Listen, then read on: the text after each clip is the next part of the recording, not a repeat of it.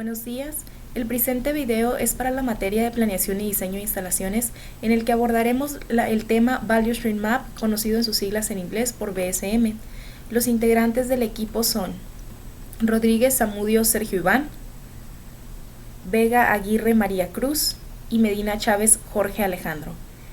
Iniciaremos este video hablando un poquito de lo que es el mapa de flujo de valor o VSM, con una breve introducción.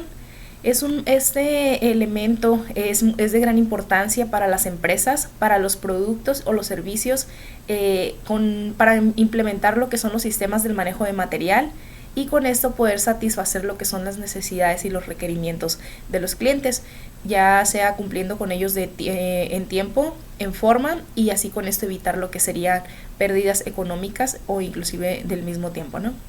El mapa de flujo de valor nos ayuda de alguna manera más gráfica a poder entender lo que es el proceso de las implementaciones que se hacen dentro de la empresa. También ayuda y nos facilita también a lo que es ver la lectura de los procesos que se llevan a cabo dentro de cada estación.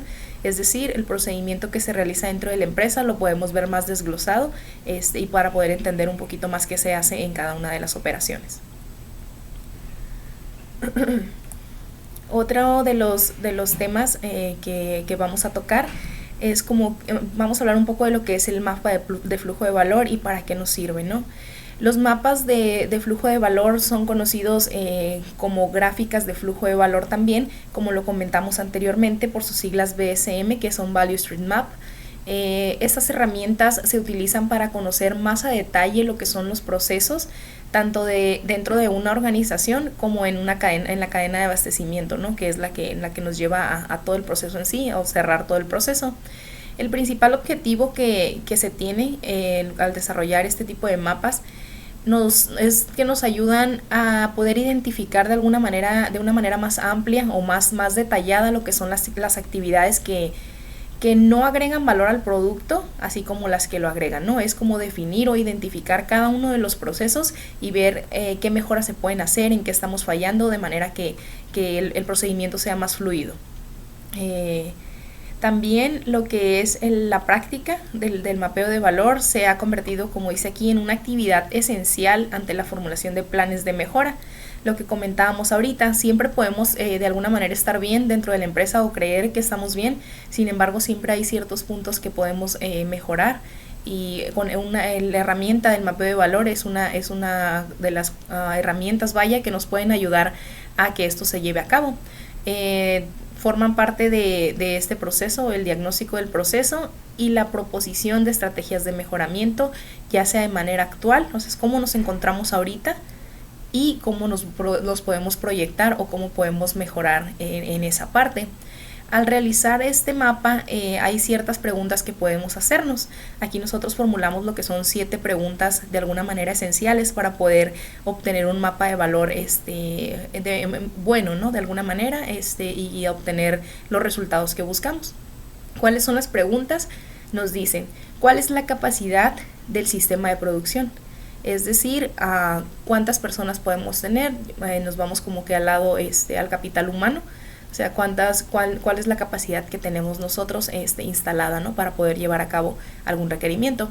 Otra pregunta que nos hace es cuáles son los cuellos de botella en el proceso, es decir, nuestra operación más tardada, la operación que nos va a dar la pauta de cada cuánto podemos sacar una pieza. Con esto, el encontrar nuestro cuello de botella, es decir, necesitamos hacer un balanceo para que de alguna manera compense esa tardanza del tiempo que ellos tienen, agregando un menor capital humano, ¿no? Dando ciertas actividades a otros ensambladores. ¿Cuál es la tasa de compra del cliente? Es decir, los requerimientos de nuestros clientes. ¿Cuánto nos piden mensualmente? ¿Cuánto nos piden semanalmente? ¿Cuánto nos pide por una sola orden?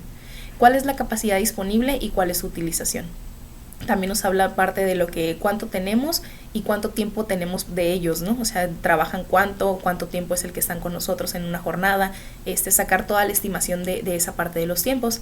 También cuáles son las restricciones del proceso, Es decir, a herramientas, equipo, maquinaria, qué es lo que nos restringe, inclusive puede ser algo muy mínimo, y también identificar si estas son que nos corresponden a nosotros de alguna manera como internamente o si es un problema externo, ¿no? Tendríamos que revisar esa parte. Otra de las preguntas es cómo podemos mejorar el proceso para cumplir con los objetivos del negocio. Es decir, una vez identificado todos los puntos anteriores, sabiendo cuánto personal tenemos, sabiendo cuál es nuestra capacidad, cuál es la demanda del cliente, cuáles son el tag time que nosotros tenemos para la salida, podemos ver cómo mejoramos para sacar lo que nos piden y aún más. Algunos indicadores relevantes de un mapa de valor, como lo comentamos ahorita, es el tiempo tag o tag time. ¿Qué nos dice el tag time? Este es un indicador de frecuencia de compra de cliente, es decir, es lo que nos dice cuánto nuestro cliente necesita o requiere. Para muchos expertos trata de un tiempo objetivo, el cual el sistema de producción debe adaptarse para satisfacer las expectativas del cliente. Y se calcula de la siguiente manera, es una pequeña fórmula que nos dice tiempo tag es igual a tiempo disponible sobre la demanda. ¿Cuánto tiempo tenemos? ¿Cuánto necesitamos producir en base al requerimiento del cliente? Tenemos un breve ejemplo.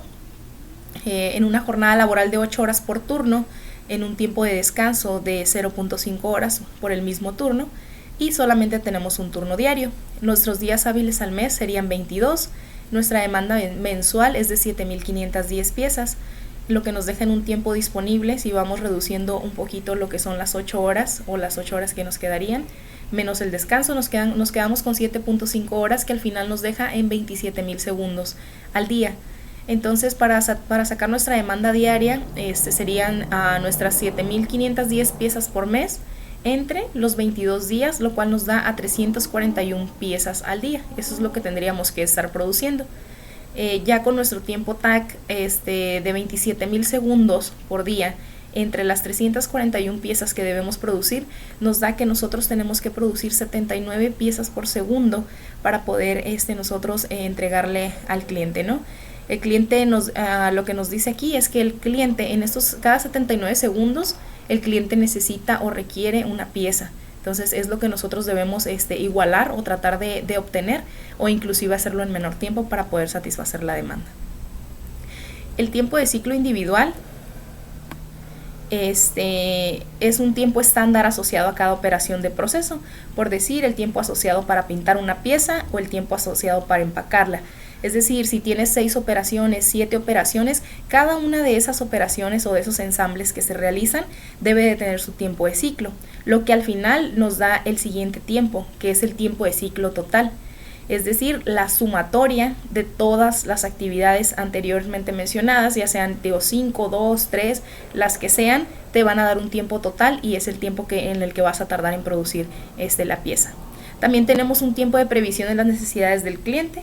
Este intervalo de tiempo es cuando se deben realizar previsiones respecto a los puntos cantidades de pérdidas futuras. La magnitud del gap es directamente proporcional con los errores en las previsiones, ¿no? Otro de los tiempos también importantes dentro de este mapeo a considerar es lo que es el tiempo de entrega logística. Comprende el intervalo de tiempo que tarda una organización desde que abastece las materias primas, materiales e insumos hasta que el producto es terminado y distribuido al cliente. Esto conlleva un análisis muy largo. Son muchos los factores que intervienen, es decir, desde que entra la materia prima hasta que fue entregado al cliente. Hay que analizar todo ese tiempo, toda esa logística, y ver cuánto tiempo nos toma desde que entra el producto como materia prima hasta que lo tiene el cliente en sus manos. Por mi parte es todo, agradezco mucho su atención. Continuaremos con el tema de cómo realizar un mapa de valor paso a paso de manera más detallada. Muchas gracias. Muy buenas tardes, mi nombre es Sergio Iván Rodríguez Zamudio y yo les voy a presentar lo que son los pasos básicos para realizar un mapa de valor. Bien, en el siguiente diagrama, como podemos ver, nos indica qué es la familia del producto. Para esto, ¿qué significa? Tenemos que elegir un producto en particular o un área específica donde se desea realizar una mejora. Para esto siempre se recomienda realizar un mapa o un proceso dibujado de la situación actual. Esto para poder comparar con la situación deseada, realizando una serie de pasos con el plan de trabajo y ejecución. Este plan de trabajo y ejecución revela las actividades con los nombres de las personas responsables y las fechas en las que se desea completar. Los pasos básicos son 6, donde se inicia la construcción del mapa colocando el símbolo del cliente en la esquina superior derecha del plano. Luego conectamos el flujo de la información, que ya puede ser ya sea manual o electrónica, por medio de la cual se relaciona la demanda del cliente, que puede ser pronóstico y pedidos reales, con el control de la producción. Acto seguido, se relaciona el control de la producción con los requerimientos enviados al proveedor con las previsiones del material, conectando el flujo de información por medio de la cual se relaciona la necesidad de materiales con el proveedor. Ahorita no lo estoy poniendo de manera gráfica. En el siguiente video lo vamos a ver representado de manera más gráfica y lo vamos a poder entender de manera visual. Pero en este caso el primer paso es la sección de arriba, el poner el cliente, que tiene un símbolo como un edificio o una casita. Paso número 2 consiste en representar el transporte desde el proveedor hacia la empresa, que es una vez que iniciamos con el cliente, ahí se dice que existe un transporte. El siguiente paso es dibujar la secuencia de las operaciones estableciendo el tiempo de cada operación, el tiempo de cambio del producto, la disponibilidad de los equipos, el tiempo disponible y los inventarios en proceso.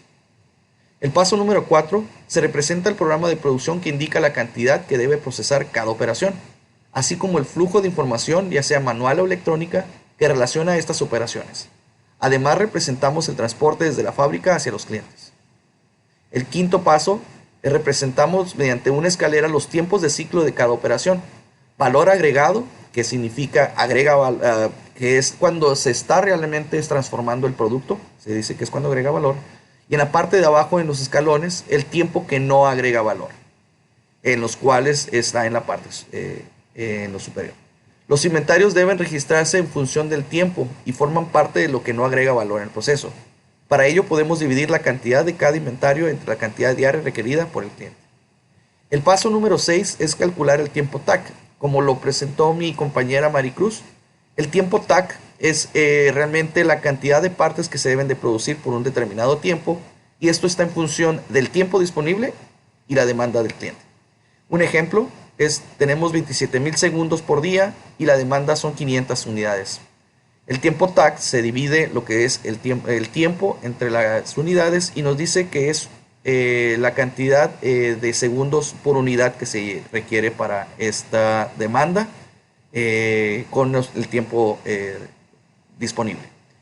Entonces, en el ejemplo anterior significa que el cliente compra por una frecuencia promedio de 54 segundos por día, de tal manera que este tiempo debe de ser nuestro objetivo de producción. Ya en el mapa de valor podemos observar que existen procesos por mejorar e inventarios por reducir. El paso siguiente será entonces construir el mapa de valor futuro en el cual deberá indicarse los eventos Kaizen de mejora. Esto se representa en el mapa actual con un símbolo que parece como si fuera de una nubecita de picos. Y esas son las actividades que nos interesan porque es donde tenemos una oportunidad de hacer una mejora que nos va a llevar al plan futuro deseado. Los iconos más usados del Value Stream Map, vamos a ver algunos aquí, solo por mencionarlos. Hay desde flujo, inventarios, transporte, algunos señales de Kanban. Los operarios, esto les decía que son de los más importantes porque esto es lo que nos interesa identificar, oportunidades de mejora que son los que nos van a llevar a la situación deseada.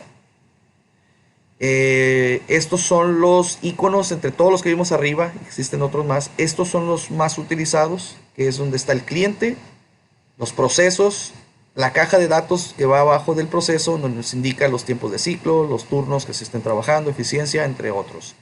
Envíos por correo, este también es muy común, donde se indican los inventarios entre cada proceso, el flujo de información, ya sea electrónico o manual, y la flecha de empuje, ya sea el proceso, si es de empuje o de jalón.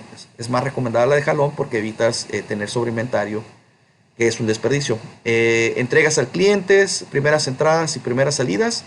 Este es el símbolo que decía de identificar de las mejoras. Kanban, que son las tarjetas, simula una tarjeta, el sistema de jalón y existencia de seguridad. Por mi parte es todo. Seguimos con el siguiente video con mi compañero Jorge. Muchas gracias.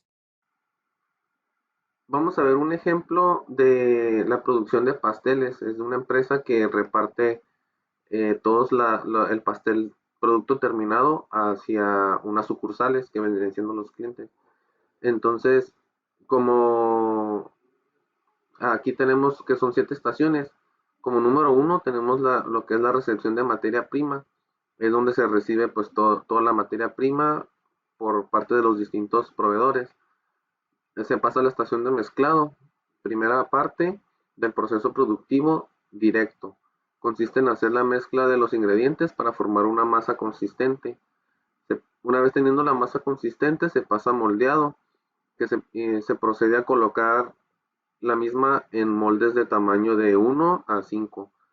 Después se pasa al horneado, que se encarga de llevarla a los hornos industriales a 200 grados aproximadamente. Una vez salidos del horno, se pasan al área de diseño, que se proceden a armarla con los diferentes ingredientes como el manjar, el chocolate o algún diseño, depende cómo lo haya requerido el cliente. Después se pasa a la estación número 6, que es la inspección, que se revisa el estado de cada uno de los pasteles para ver su consistencia y la presentación. Después se manda al área de envío. Ya que está listo el pastel, se lleva al despacho donde se encargan de la distribución a los diferentes locales. Entonces, este es el mapa actual que tenemos ahorita.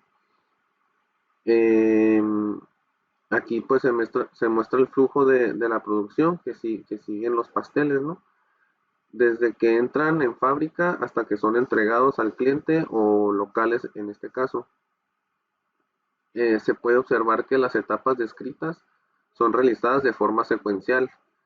Aquí también se recogen los flujos de información centralizados por el control de producción, ya que es aquí donde se reciben todos los pedidos de los clientes. En base a estas órdenes se realizan los pedidos a los proveedores y se distribuyen las materias primas para la producción.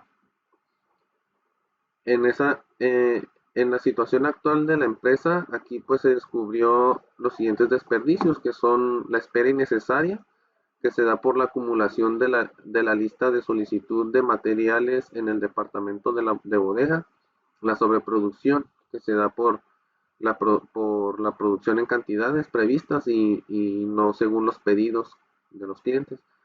El inventario existente entre fases de producción o el work in progress. El sobreprocesamiento originado por actividades que no añaden valor al producto o actividades que se pueden realizar en un mismo proceso, ya que tienen el mismo tiempo de ciclo y finalmente, aunque en cantidades pequeñas se presentan defectos o fallos en el momento del envío por no tener la debida precaución. Entonces aquí ya vimos que se pueden juntar algunos procesos, ¿no? Ahorita lo vamos a ver en el mapa futuro. Para las posibles mejoras de lo que es el mapa actual, del modelo del BSM, pues la empresa debe producir a la frecuencia de consumo de cada producto basándose en la tendencia de sus ventas. El número 2, pues es desarrollar una base de datos con la cantidad de materia prima que requiere cada producto para ser elaborado, específicamente, ¿no? Cuántos gramos o kilos de harina, cuántos de azúcar, etcétera.